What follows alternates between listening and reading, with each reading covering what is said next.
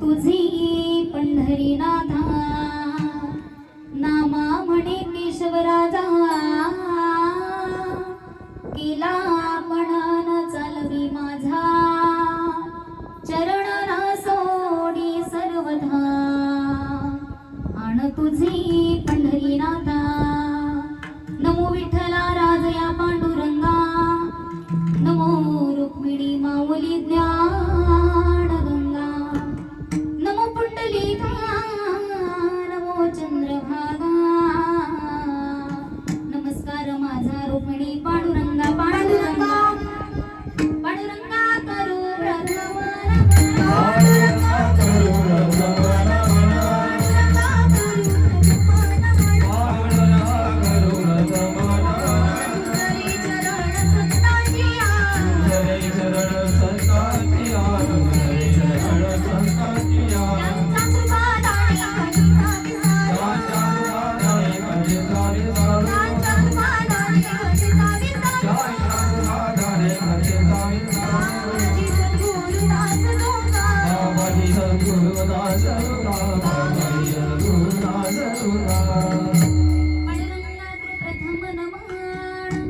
दुसरे चरण संतांचिया त्यांच्या कृपादान कथेचा विस्तारो बाबाजी सद्गुरु दास तुका ज्ञानेश्वर भगवान विष्णू निवृत्ती भगवान हर सोपान भगवान ब्रह्मा मुक्ताख्या ब्रह्मचित्कळा ओम नमो ज्ञानेश्वरा करुणाकरा दयाळा तुमचा अनुग्रह लाभलो पावन झालो चराचरी मी कळा कुसरी काहीच मेणे बोलतो वचनी अति भाविका एका जनार्दनी तुमचा दास त्याची आस पुरवावी जोडोनिया कर चरणी ठेवी तो माझा देवी तो माझा परिसावी वेळी माझी पंढरी परिसावी वेळी माझी पंढरी जोडोनिया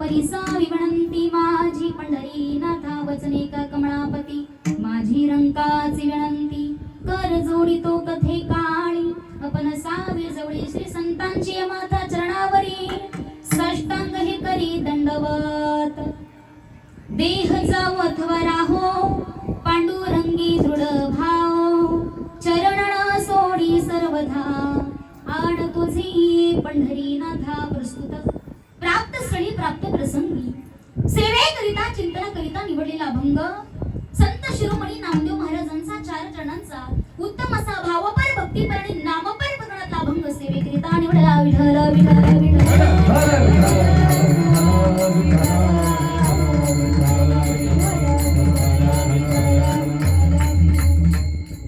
अभंगाला सुरुवात करण्यापूर्वी थोडासा अल्पसा परिहार द्यायचा तोसा किम निमित्तानं या ठिकाणी कीर्तन रूपी सेवा ही ज्ञानदान सेवा आयोजित केली असेल आपल्या या ठिकाणी कालवार गावामधून म्हणेरे परिवारातून स्वर्गवासी मनोज मामा रामचंद्र म्हणेरे असतील गेलेल्या या ठिकाणी दादांच्या नावानं ही कीर्तनाची सेवा ज्ञानदानाची सेवा माझ्यापर्यंत सुपूर्द केली असेल केवळ आणि केवळ या म्हणेरे परिवाराचं माझ्यावरती असलेलं प्रेम आणि प्रेमाखातर माये खातर ही कीर्तनाची सेवा मज सारख्या आज्ञांपर्यंत सुपूर्द केली मनापासून या ठिकाणी म्हणेरे परिवाराचे ऋण व्यक्त करेन मनोज मामांच्या पश्चात या ठिकाणी मामांचा असलेला सगळा परिवार या ठिकाणी मामांच्या धर्मपत्नी वंदना आत्या असतील तसेच मामांच्या 3ही सुकन्या लतिका ताई असतील करिश्मा ताई असतील वैष्णवी ताई असतील तसेच दोन्ही सुपुत्र उज्ज्वल भाऊ असतील आणि यतेश भाऊ असतील मामांचे दोन्ही या ठिकाणी बंधुराज दिलीप मामा आणि सुनील मामा असतील तसेच त्यांच्या पुतणी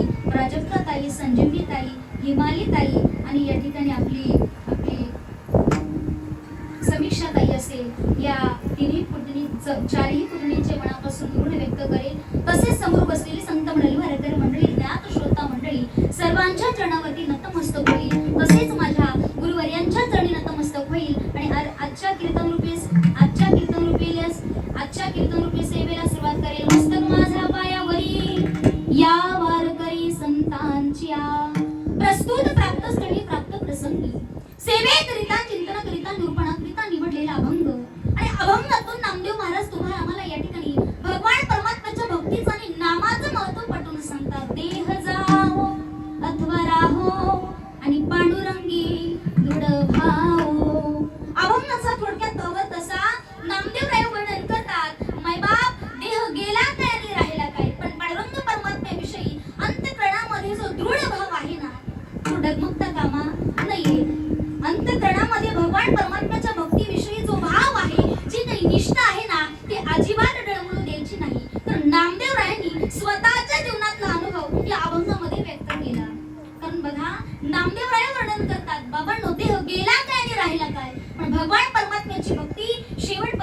सोडायची नाही. चरण न सोडी सर्वथा आण तुझी पंढरीनाथा.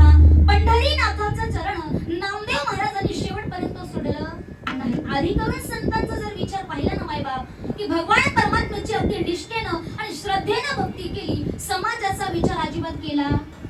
समाज कोण काय बोले, तर आताच्या काळामध्ये समाज असा आहे की एखादं चांगलं वारकरी संप्रदायात येत असेल अथवा कुणी परमार्थाची जोड पकडत असेल तर लोक त्याला नावं ठेवल्याशिवाय राहत नाही. पण तरी सुद्धा ज्या समाजानं आमच्या संतांना हिणवावं, शिणवावं, फार वाईट बोलावं, संतांना सुद्धा नावं ठेवावी, तरी सुद्धा संत त्या ठिकाणी आपल्याला काय सांगतात, जगाच्या कल्याण संतांच्या विभूती आणि देह कष्टविती परोपकारी. तर भगवान परमात्म्याचं नामस्मरण कसं आहे, वदनी तुझे मंगळ नाम आणि हृदय खंडित प्रेम. नामदेव नायक शेवटी वर्णन करतात की आमच्या जीवनामध्ये आम्ही मात्र पांडुरंग परमात्म्याचा या ठिकाणी पांडुरंग परमात्म्याची अशी भक्ती केली, नामामुळे केशव राजा आणि केला पण चालवी माझा. तसं साधू संतांनी त्यांच्या जीवनात पण केला, नियम केला, तसं तुमच्या आमच्या जीवनामध्ये असावा. कशासाठी, तर चरण न सोडी सर्वथा आण तुझी पंढरीनाथा. विठ्ठल विठ्ठल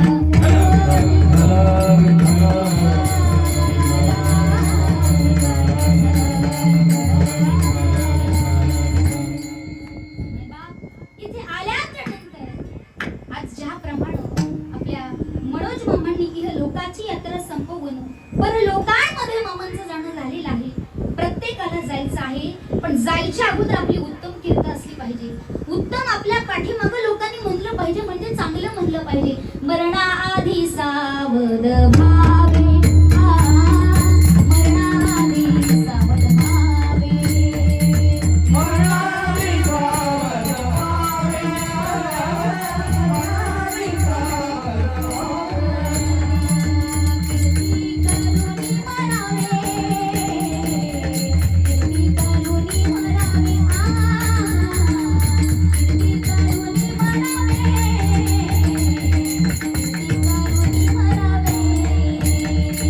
कीर्ती करुणी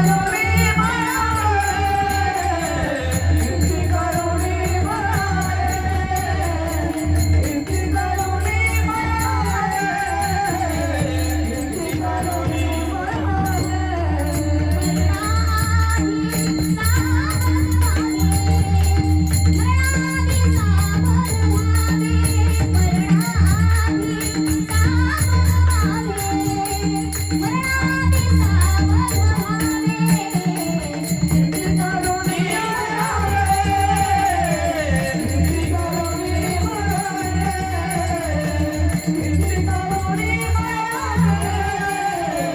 कीर्ती करुणी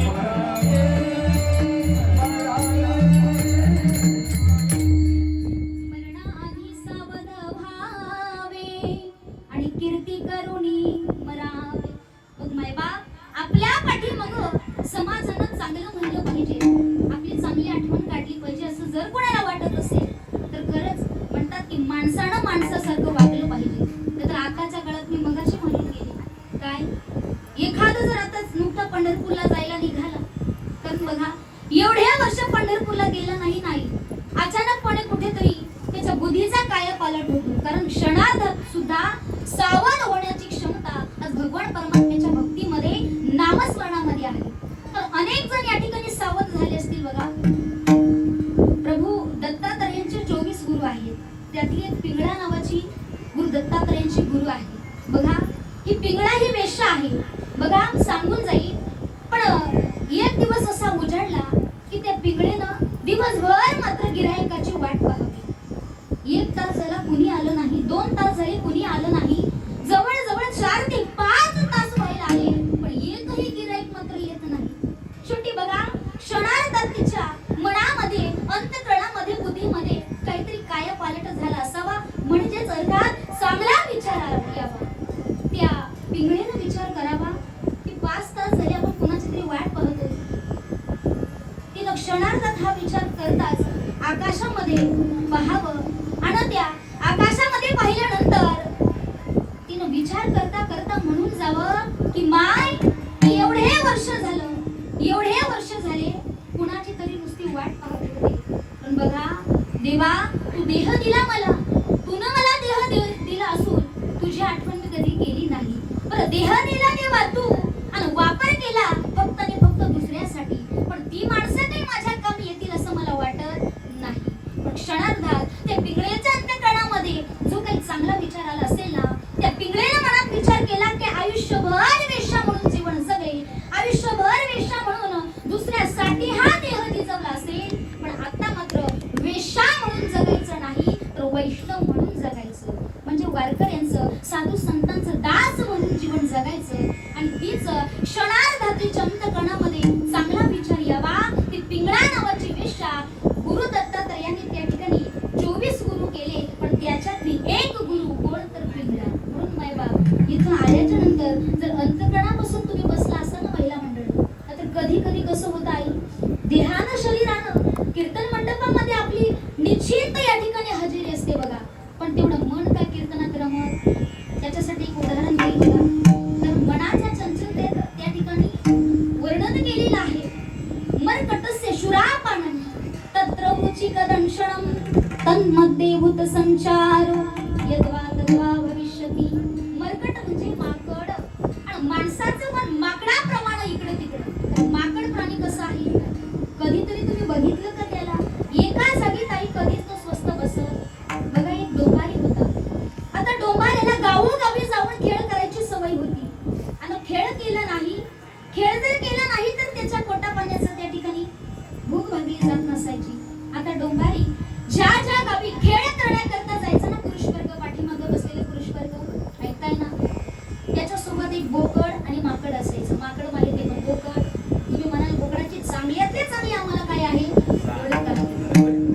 आता डोंबाऱ्यानं एक दिवस एका गावामध्ये खेळ करण्याकरिता जावं, आणि खेळ करून झाला आणि पुन्हा आपल्या घरी यायचं होतं, तर त्याला जो प्रवास करायला लागायचा तो प्रवास नावेमधून करावा लागायचा. आता तेवढ्यात मात्र धाय धाय धाय धाय पाऊस पडू लागला. पण डोंबाऱ्याने विचार केला की घरी तर जावं लागेल, पण इथे मात्र नदीमध्ये एकही नाव काही दिसत. शेवटी थोडा वेळ वाट पाहावी, आणि एक नावाडी मात्र त्या ठिकाणी नदीमध्ये नावेमध्ये बसलेला पाहिला. आता ह्या डोंबाऱ्यानं त्या नावाड्याला हाक मारली, ए नावाडे दादा जरा इकडे येतोस का.